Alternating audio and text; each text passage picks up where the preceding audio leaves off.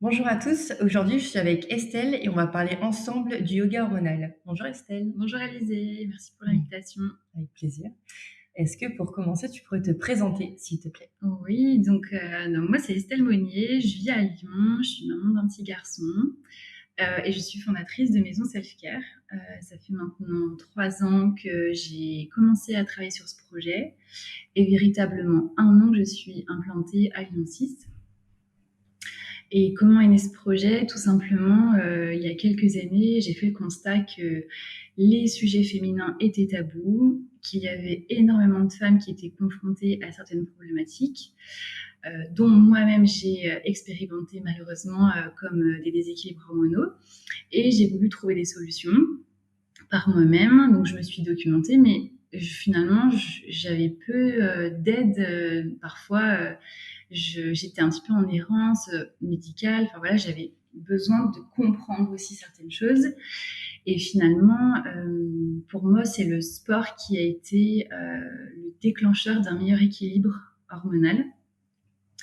Ça fait partie vraiment d'une hygiène de vie globale et c'est comme ça ensuite voilà que le projet est né déjà par le biais d'un podcast où j'ai commencé à informer, sensibiliser les femmes sur les sujets féminins, que ce soit hormonal, anatomique, avec des kinés, avec des naturopathes. Voilà, c'est vraiment dans son ensemble donner de l'information. Et puis petit à petit, moi, je me suis formée sur certaines techniques de mobilité, de musculation, de mise en mouvement.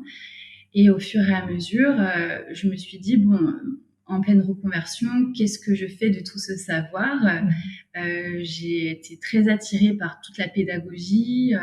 Passé un temps, je me disais, bah, je vais me lancer dans l'enseignement parce que j'adorais ça. Ok. Et finalement, je me suis dit, bah, pourquoi pas lier les deux, donc lier l'utile à l'agréable. Et voilà, Maison Self-Care est née quelques mois plus tard, après plusieurs recherches, plusieurs accompagnements, et puis un défaut de un syndrome de l'imposteur qu'on essaie de mettre de côté aussi. Et dans cette mise en action, du coup, voilà, je lance Maison Self-Care. Et depuis, voilà, j'accompagne des femmes qui cherchent soit à rester en forme, soit à se remettre en forme, soit à rester actives malgré les spécificités hormonales qui sont dures à vivre, soit dans des parcours un peu plus spécifiques. Et la grande innovation, en tout cas chez Maison Self-Care, c'est de proposer voilà, tout ça adapté, toutes ces pratiques, toutes ces techniques adaptées aux femmes. Et en plus, on prend en compte le cycle menstruel pour pouvoir adapter sa pratique sportive. Ok. Est-ce que tu pourrais expliquer Maison Self-Care, ce que c'est exactement? Alors, Maison Self-Care, du coup, au tout début, je l'avais imaginé comme un lieu plutôt digital, un lieu où justement on pouvait se retrouver voilà, tout de suite, maintenant, à portée de main, quelque chose qui nous apporte voilà, une nouvelle énergie, beaucoup de bien-être.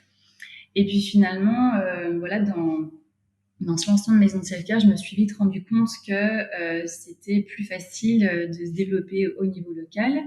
Et du coup, j'avais vraiment envie de créer du lien après l'époque du confinement, à l'époque de faire du sport dans nos intérieurs. Et donc, je me suis décidée à plutôt lancer Maison Self-Care en présentiel. Donc, c'est un lieu aujourd'hui qui est composé de différentes salles où on peut trouver des machines réformeurs, mais aussi une petite salle de pratique collective. Et finalement, Maison Self-Care accueille des femmes pour la pratique sportive au féminin. Ok, très clair, merci. Et maintenant, on va rentrer dans la deuxième phase de ce podcast, qui est qu'est-ce que le yoga hormonal?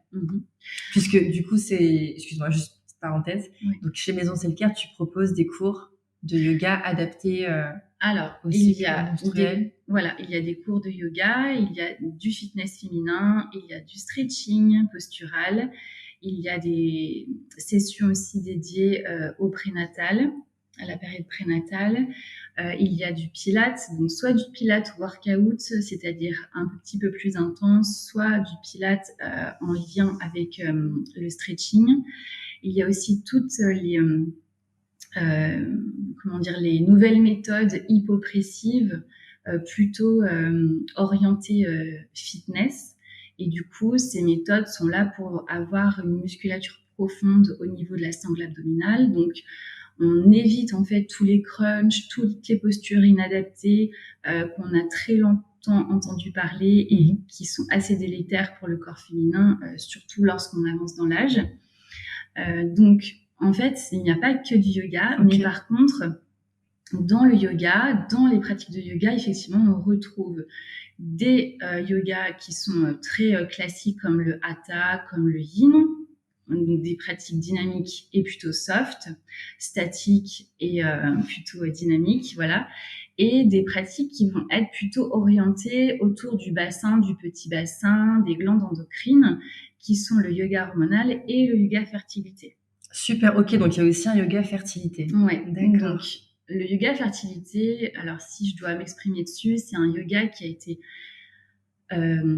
créé en fait pas par... attends, je vais reprendre. Le yoga fertilité, en fait, il est issu plutôt des États-Unis, contrairement au yoga traditionnel qui vient d'Inde avec une méthode très orientale. Là, c'est créé plutôt aux États-Unis par des institutions pour aider les femmes justement à réussir des taux de FIV, à améliorer en tout cas ce succès-là et pouvoir réduire en fait ce stress généré par le parcours médicalisé.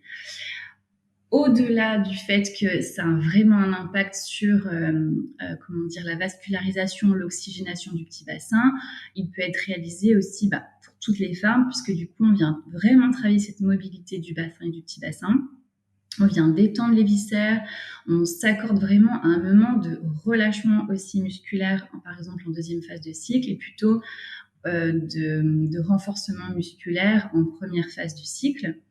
Donc, c'est une pratique qui est assez intéressante, je trouve, quand on veut écouter aussi un peu plus son corps, quand on veut s'accorder un peu plus,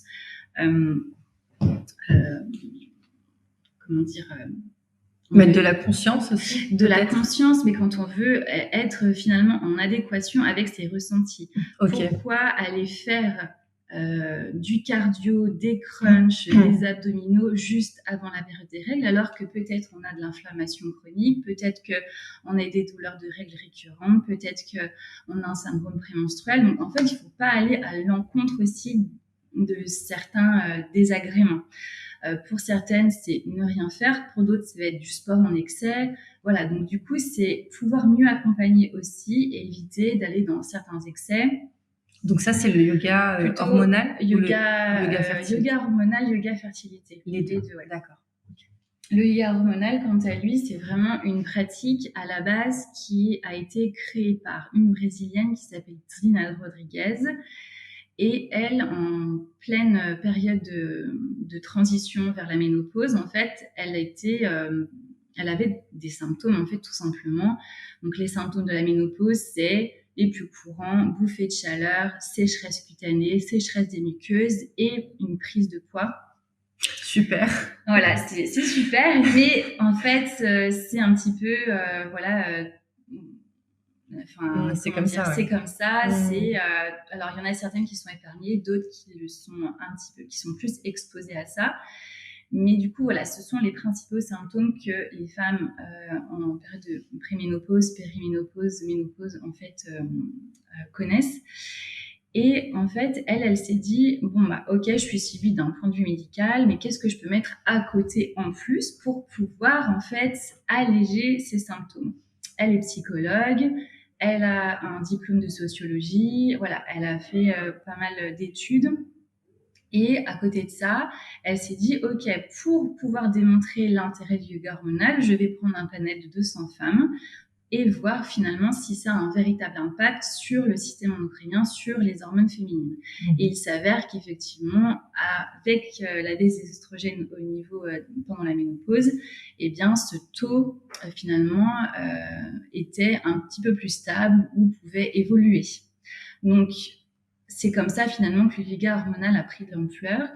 Donc, il est proposé aux femmes du coup en transition vers la ménopause ou ménopause, mais aussi quand il y a un syndrome prémenstruel ou quand il y a une IEP, c'est-à-dire une insuffisance ovarienne précoce, puisque du coup, souvent, il peut y avoir une qualité déficitaire au niveau des ovocytes, ce genre de choses, et du coup, c'est de venir booster ce métabolisme, mais sans qu'il y ait un impact forcément sur l'anatomie, sans qu'il y ait un véritable sur-impact au niveau hormonal. Donc, c'est vraiment une activité qui reste modérée, où on travaille vraiment certaines glandes endocrines et on vient travailler vraiment la vascularisation du bassin, du petit bassin, par certaines respirations.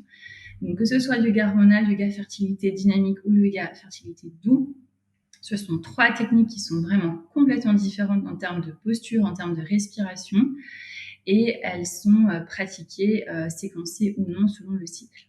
Voilà. Ok, super intéressant. D'accord, merci.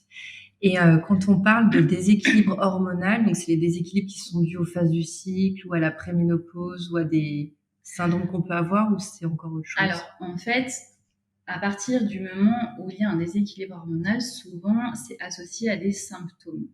Donc, les symptômes d'un syndrome prémenstruel vont être, par exemple, des douleurs mammaires, ça veut dire des tensions au niveau mammaire, une sensibilité, ça peut être une prise de poids inexpliquée un petit peu juste avant le cycle aussi, avec des douleurs au niveau du ventre, des douleurs digestives. Ça peut être une fatigue accrue, où le moral est plombé, où on est un peu dans le brouillard. Il existe 150 symptômes qui sont répertoriés à peu près juste sur le syndrome prémenstruel. Okay. Donc, à partir du moment où on connaît, on perçoit, on est à l'écoute de ces symptômes et surtout que ça devient récurrent, que ça revient tous les mois, que ça devient cyclique, on appelle ça. En fait, il faut juste se dire, peut-être que ce n'est pas normal, peut-être que je peux continuer à investiguer, soit pousser des examens complémentaires auprès de professionnels de santé et voir s'il y a des choses à venir travailler en termes de nutrition, complémentation, peut-être de sport. Si je reste sur la partie sport, c'est est-ce que je fais assez de sport? Est-ce que la sédentarité ou l'inactivité ne vient pas perturber mon équilibre hormonal? Parce que c'est un véritable impact. Aujourd'hui, on sait qu'on est de plus en plus sollicité en présentiel chez soi, qu'on bouge beaucoup moins. Et du coup, aujourd'hui, l'inactivité et la sédentarité gagnent du terrain de façon exponentielle. J'avais lu une étude même où il y avait un panel d'enfants où on avait mesuré justement la capacité respiratoire et la capacité musculaire. Et en 20 ans, en fait, on s'aperçoit que les enfants, en fait, ont une baisse au niveau capacité respiratoire et musculaire. Donc, ça veut bien dire finalement que on va pas dans le bon sens Ouais. de la non-sédentarité. Donc, il faut bouger, 30 minutes d'activité par jour de façon modérée. Ça, ce sont les recommandations faites par les grandes institutions. Et ensuite, il y a toute la gestion du stress, la gestion des émotions qui ont un impact aussi sur l'équilibre hormonal féminin. Là, je me suis arrêtée finalement sur le syndrome prémenstruel, mais il y a tout aussi des symptômes associés à certaines pathologies, comme le syndrome des ovaires polykystiques, l'endométriose. Donc, pour le syndrome des ovaires polykystiques, il peut y avoir une pilosité importante, une acné, et après, ça découle sur d'autres symptômes, mais les premiers symptômes peuvent être physiques. Après, il y a effectivement une cascade d'autres symptômes qui peuvent naître comme l'anxiété, des phases plutôt dépressives, ce genre de choses. Il y a aussi tout l'aspect hormonal lié à l'endométriose, où on sait en fait que l'endométriose en fait vient se nourrir des oestrogènes, et plus on vient faire flamber les oestrogènes, et bien plus l'endométriose flambe aussi. Donc c'est essayer de réduire en fait ces taux d'oestrogènes. Donc comment on fait? C'est avec la gestion du stress, donc toutes les approches corticales, c'est-à-dire sophrologie, hypnose, psychothérapie, qui peuvent être très intéressantes pour gérer le stress, les émotions. Et si j'en reviens du coup à la partie sportive, c'est quel sport je mets en place quand j'ai de l'endométriose pour pouvoir minimiser soit mes douleurs, soit améliorer mon hygiène de vie sur le long terme, parce qu'on sait aujourd'hui qu'il y a comme solution proposée surtout la pilule et toute la partie chirurgicale. Donc, c'est qu'est-ce qu'on arrive à mettre à côté comme thérapie, voilà, pour pouvoir soulager ces symptômes. Donc ça, c'est pas un déséquilibre hormonal à proprement parler, c'est plutôt d'ordre pathologique, l'endométriose ou le SOPK.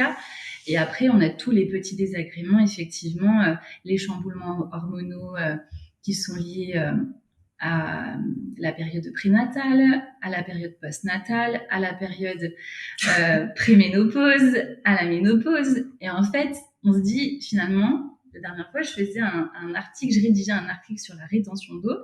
Et en fait, on le connaît avant les cycles. Donc, certaines femmes prennent à peu près 2 kilos avant les cycles. On connaît la rétention d'eau en prénatal, en postnatal, à la ménopause. Donc, finalement, toute notre vie, on est sujette plus ou moins à certains symptômes.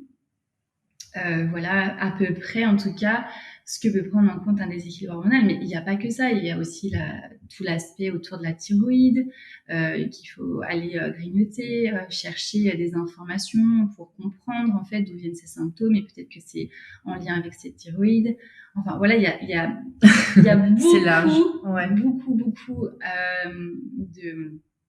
de causes qui peuvent être liées en fait au déséquilibre hormonal. Donc, à partir du moment, si je reprends l'enchaînement en tout cas de ma pensée, c'est on observe des symptômes cycliques, je cherche la cause pour pouvoir améliorer ce symptôme, le diminuer ou complètement le réduire. Et pour ça, c'est grâce à une adaptation du mode de vie, gestion du stress, mouvement, nutrition, complémentation. Quand tu dis complémentation, c'est pour si on a des carences en vitamines, par exemple? Voilà, donc par exemple, on sait aujourd'hui que la majorité de la population est carencée en vitamines.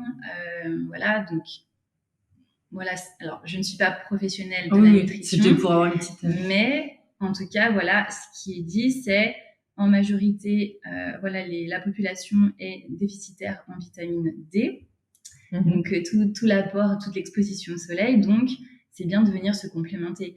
Mais c'est comment dire ? Il me semble qu'on l'est tous l'hiver, on est tous déficitaires en vitamine D, donc c'est bien de prendre des ampoules de vitamine D. Ouais, alors du coup, effectivement, après, donc il y a certains dosages à respecter, certains labos qui ont des complémentations plus ou moins exigeantes, où on enlève vraiment toutes les nanoparticules, où il y a beaucoup moins d'oxydation, il y a ce qu'on appelle des... je ne trouve plus le mot. Attends, ça va me revenir. Totox, ça te parle ? Totox, non. Des indices totox justement pour respecter des taux toxicologiques. Ouais, voilà, c'est ça. Donc c'est pour respecter. En fait, on va doser certaines particules et faire une évaluation toxicologique. Voilà. Pour pouvoir avoir un document qui certifie que le produit il est bon. Ouais. Voilà. Donc ça, c'est hyper important quand on utilise la complémentation. Et voilà, après, se faire accompagner pour se faire complémenter, ne pas se complémenter justement sans aide ou voilà, sans connaissance, parce qu'en fait, on peut simplement venir engorger notre foie et la complémentation n'a aucun effet, aucun impact. Et on le voit dans certains magnésiums qui sont beaucoup plus assimilables que d'autres, qui sont plus dosés que d'autres. Donc voilà, il y a certaines choses, certaines précautions à prendre concernant la complémentation. Donc se faire accompagner par rapport à ça. Et voilà, c'est vraiment une hygiène de vie globale pour justement améliorer soit son déséquilibre hormonal, soit faire simplement une meilleure prévention pour éviter d'être exposé à, je sais pas, à un vieillissement beaucoup plus cutané, une ostéoporose parce qu'on a effectivement plus de caractéristiques qui vont dans ce sens d'un point de vue physiologique. Donc, c'est comment limiter. Voilà. En fait, c'est ça, c'est prévenir pour mieux passer certains caps, je dirais. Très bien. Très clair, merci beaucoup. Je pense qu'on a fait le tour sur ce qu'on voulait. Ah oui, je voulais aussi te demander, tu sais, je vois sur tes réseaux, sur ton site que tu parles d'hormones friendly. Est-ce que tu peux expliquer ce que ça veut dire? Oui. En fait, c'est plutôt de dire hormone friendly, ça veut dire pour moi qu'est-ce que tu vas mettre et qui soit en adéquation avec tes hormones, qui soit complémentaire, qui aille de pair, ou qui soit bénéfique pour ton équilibre hormonal. Ok. En fait, c'est ça. Hormone friendly, ça veut dire voilà, c'est vraiment le bon ami de l'équilibre hormonal. Si je reviens à la pratique sportive, on peut être en suractivité physique due à un surentraînement. On ne le sait peut-être même pas, mais typiquement, le surentraînement peut entraîner une absence de cycle. Ah oui. Et on peut considérer que c'est tout à fait normal, on a 20 ans, on ne pense pas en fait que cette absence de cycle peut être délétère pour en fait le futur, notre équilibre. Donc, moi, ça me fait penser, tu sais, parfois quand on mange plus trop, ou quand on est triste, ou qu'on a un choc émotionnel, on peut aussi ne pas avoir ses règles. Oui, il peut y avoir ce genre de choses. Ouais. Un stress trop intense, en fait, très fort d'un coup ou qui devient chronique, c'est-à-dire qui se répète dans le temps, peut perturber l'équilibre hormonal, peut perturber le cycle menstruel, peut avoir un impact sur une augmentation, par exemple, du syndrome prémenstruel, qui est le syndrome très connu avant les règles, en phase lutéale. Donc, en fait, c'est... Attends, qu'est-ce qu'on disait? Je me souviens plus. J'étais partie sur... Tu disais qu'on pouvait ne plus avoir ses règles et que ça pouvait avoir des conséquences. Voilà. Donc, la suractivité, du coup, peut avoir un impact au même titre que la sédentarité. On sait aujourd'hui qu'elle tue. Et du coup, cette sédentarité, c'est arriver à bouger un petit peu tous les jours. Et si on n'est pas sportive, eh bien, essayer de prendre du plaisir dans les activités physiques quand même qu'on peut venir mettre au quotidien. Et lorsqu'on est voilà, dans une pratique sportive déjà instaurée, c'est qu'est-ce qu'on peut mettre en place finalement par pur plaisir, mais aussi pour préserver son équilibre hormonal. Voilà. Très bien. Bah, merci, c'était très clair. Merci à toi. 2 questions. Ouais. Où est-ce qu'on peut te retrouver si on veut en savoir plus et qu'est-ce qu'on peut souhaiter pour la suite de l'événement, de l'aventure? De l'aventure.